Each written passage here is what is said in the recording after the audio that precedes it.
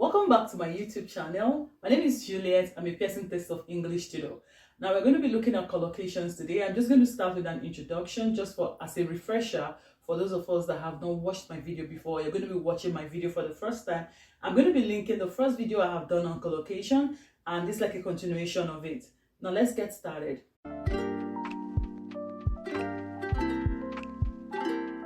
This is it here. Collocations. Yeah, this is one of those short video series I've been making. If you haven't seen it, it's a playlist on my channel.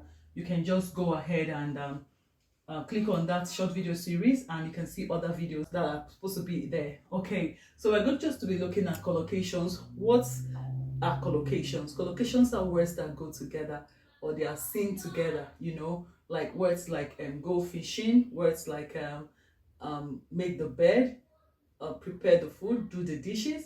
But today we're going to be looking at some collocations that you see together with go, go to, and go on. And I'm not going to stop here. This is just like a refresher to the video I had done before, and I'm going to be taking more examples, and these examples are gotten from the Pearson mock test. Let's start this. This is go. You can see here, go shopping, go abroad, go left, go fishing, and here is go downstairs. So you don't say go to the shopping, you don't say go to the abroad, go to the left, or go to the downstairs. Use the word, just go shopping, go abroad, go left, go fishing, go downstairs. Then here we have go to. Here, go to school, go to London, go to prison, go to college, and go to market. You can't just say go market, go college. They don't blend. They don't make sense even as you pronounce the words. Now we have another one here, which is go on. You have here, I'm going on holiday. The school goes on strike, or go on strike. Schools go on strike. Yeah, that's a better word. Then go on a trip. You don't say I'm going for a trip. You rather say I'm going on a trip. So it means that go on goes with trip. And this is go on an adventure, go on a cruise. I'm not going to the cruise. I'm going on a cruise. I'm going on an adventure, not for an adventure. I'm going on an adventure. I'm going on a trip. Now, this is the basic introduction I just want to do. Now, there are many more of them. You can leave them in the comment sections, the one you know. I probably know, I'm very sure that you have been using these words, like these collocations, but you never knew that they are called collocations. You often see them together in a sentence, or even in your spoken grammar, you use them a lot, but you do not know they are called collocations. So these are a few examples, especially with the word go. You can see the different ways I have done this, so that you can add it to your vocabulary and make corrections over the ones you haven't been using well. Now this takes me to the major examples I want to be taking today. Let's just see that. Okay, so this is one of the examples we're going to be looking at. This is not going to be all. It's the first one. I got this example from the official Pearson mock test. We're just going to look at it. This is one of the numerous questions, and this task is reading and writing fill in the blank. That is actually where these collocations are majorly used. Now, collocations are not the only thing used in the reading and writing fill in the blank, or seen in the reading and writing fill in the blank. We also have vocabulary. We also have other things too that you can look out for. In the reading and writing fill in the blank. So, but today we're going to be looking at collocations, like I have already said. Let's look at this, and you tell me in the comment section the right option here that can go here. Put it in the comment section, and I will see it and I'll make comments on it. This is line workers in a simple situation are more than capable of independently handling any issues that may dash. Now, in the real exam, they will give you a drop down button here where you click on and see different options. Now, this is a board, so I can't do that. So I'm actually writing out the different options that I saw in that question. Now, this is not how the question comes out alone. I actually got it out from a whole question. Okay, so what do you think could be the answer here? Is it apprise? Is it encounter?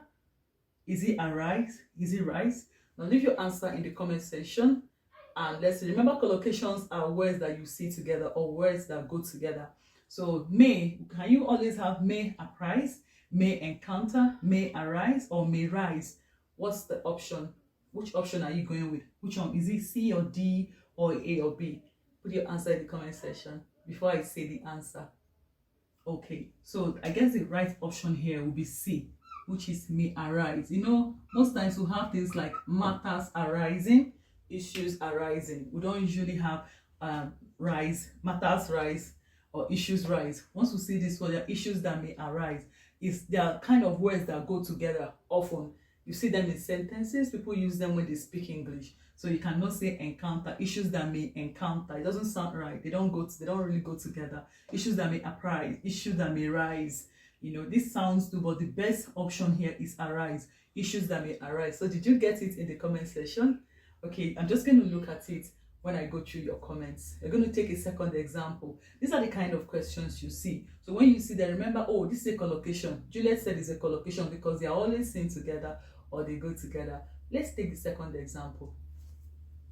All right, this is second example. These behaviors had enabled the successful restoration of a population that was on a dash of extinction over a century.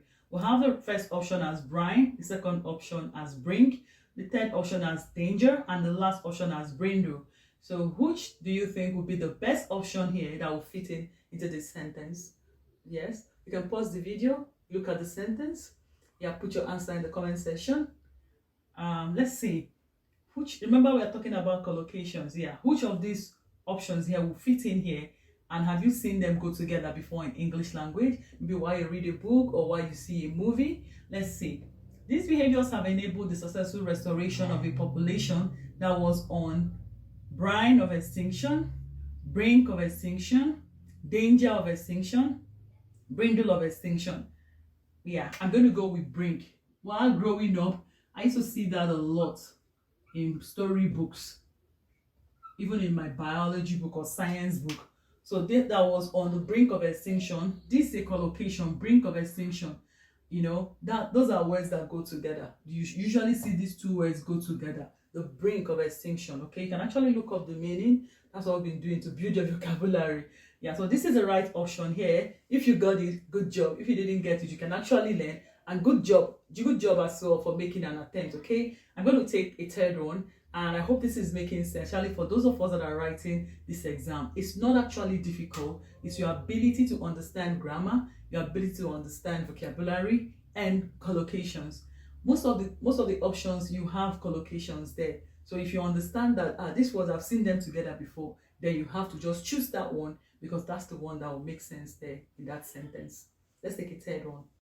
Okay, so this is another example. Yeah, don't get tired of the examples because, I mean, they're going to help you while you prepare for your exam. This one says, the clinical dash of a snakebite victim varies with the age and size of the patient. Remember I said this is not just one of the questions. This is not a full question. This is just a part of the full question. I just got it out because I am not showing you on the screen. I'm showing you on the board. So which option will be better here? Which option will go better? The clinical preparation of a snakebite victim varies with will it be clinical preparation, or will it be the clinical presence of a snakebite victim,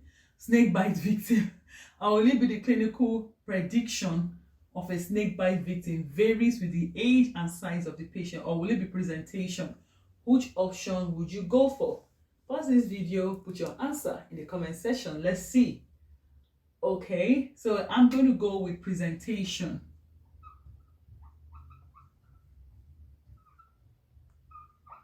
Now this is a clinical terms, like maybe like doctors use these terms a lot. So when you say clinical presentation, that's the person's appearance, appearance. Yeah, when they see the person that's the victim of a snake bite, that's what they're saying. So it's their presentation. It can't be their preparation. No, it can't be their presence. No, it can also be their prediction. No, it sounds like it could be, but the best option here, since you have presentation, is what you would go for. So you go with the best option, presentation, which means that the person's appearance clinically, the snakebite victim's appearance clinically will vary with the age and size of the patient. So it means if it's a child, the person will appear differently. If it's an adult, the person will appear different. If it's an old person, the person will appear different. That's what I was just trying to say. That's all the grammar they're trying to put here. So the best option here will be presentation. Now I hope that these things will help you while you prepare for your exam. It's actually a very straightforward question if you know what you're supposed to do. That is why you don't just have to do 2 or 3 of these tasks and then go into the exam. You need to do more than 1 or 2 of these tasks even several of them, more than 10, more than 20. And as you do them, try to understand why they are choosing the options they are choosing, especially if they are collocations. And don't try to pick words that you don't even know. Try to pick words that you have heard often or you have read often, that you see them go together. Okay, don't say, this is a new word, it looks like it might be the word because I haven't heard of this word. No, why I'm saying this is that some of my students say it might be this word because I haven't heard of it before, and I'm like, no, why not start with the simple one you know? Okay, so this brings me to the end of this presentation. Remember to click on the subscribe button if you haven't subscribed to this channel yet. Remember to turn on your bell notification. Follow me on YouTube, on Instagram. Follow me on Facebook at English_Prep Class, and on Facebook at EnglishPrepClass. I'll see you in my next video, guys. Bye bye.